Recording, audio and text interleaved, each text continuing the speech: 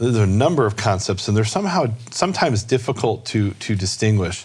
But there's a concept in translation which is called false friends. And I think it's a great concept to talk about today. We have Michael Rood in the audience, and Michael Rood is a true friend. Amen. For me, for you. I've actually known Michael longer than I've known Keith. That's a long time. And I consider him a true friend. Mm-hmm. But false friends is this concept in language when you have a word that appears in multiple languages, but it has different meanings in those other languages. And I'll give you an example in, here's a great example in between English and Spanish. I live in the greatest Spanish-speaking country in the world, Texas. You call it a Spanish-speaking country? It is. In Spanish, and I apologize for the Spanish speakers because I don't actually speak Spanish. Oh. But in English, if you say a woman is embarrassed, what do you mean? She's ashamed. Right. If you say in Spanish she's embarrassed, embarazada, or however it's pronounced, you mean she's pregnant.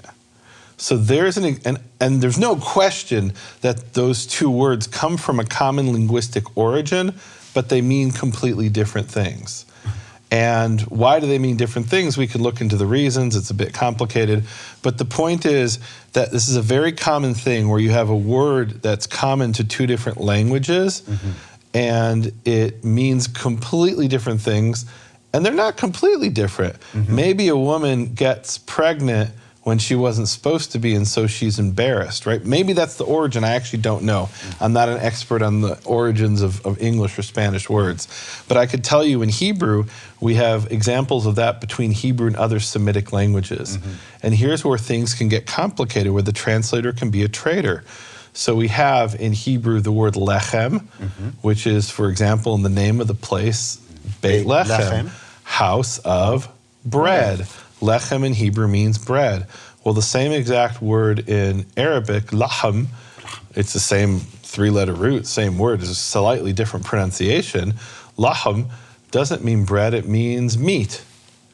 So there's an example of a false friend where it means one thing in one language, but another thing in another language. They're very closely related. They're so closely related where there's passages in the Tanakh where it talks about somebody eating bread, or lechem, I should say, and it's clear in the context they're eating meat. And why is that? Because lechem means, really, if you look at all the Semitic languages, you find out lechem really means, not in Hebrew or Arabic, right? Well, there it means bread and meat. But the primary meaning in Semitic languages is a basic food substance. So if you're an Israelite dirt farmer who grows grain, your primary food substance is wheat. If you're an Arab shepherd who doesn't have, out in Arabia, who doesn't have any land where he can grow wheat because it doesn't sustain that kind of agriculture, it sustains sheep and goats, your primary food substance is meat, right? So there's an example of, now if I come along and I try to translate Beit Lechem, and I translate it because maybe I don't know Hebrew that well, maybe I'm an Arab translator, and I translate it house of meat, am I wrong? Well, I don't know, Beit Lechem might be a Canaanite name. And now we've got to ask the question, what does it mean in Canaanite? Right. Does it mean house of bread or house of steak, right? Steakhouse. Steakhouse, right. And so that's where language and translation's really complicated. Yes. And it is because you have different languages with different meanings. There's a famous example of something we call lexical division.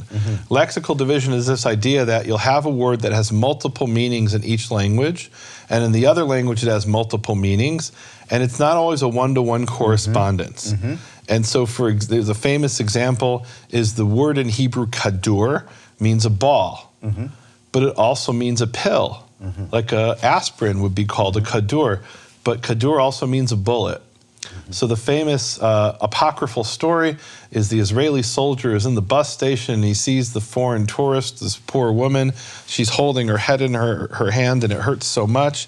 And he walks up with his M16 and he says, what you need is a bullet for your head.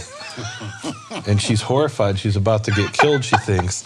And what he really means is she needs an aspirin. right? So translation's a complicated thing, and then when you add to that people have agendas, Agenda. now it gets really complicated. Yeah.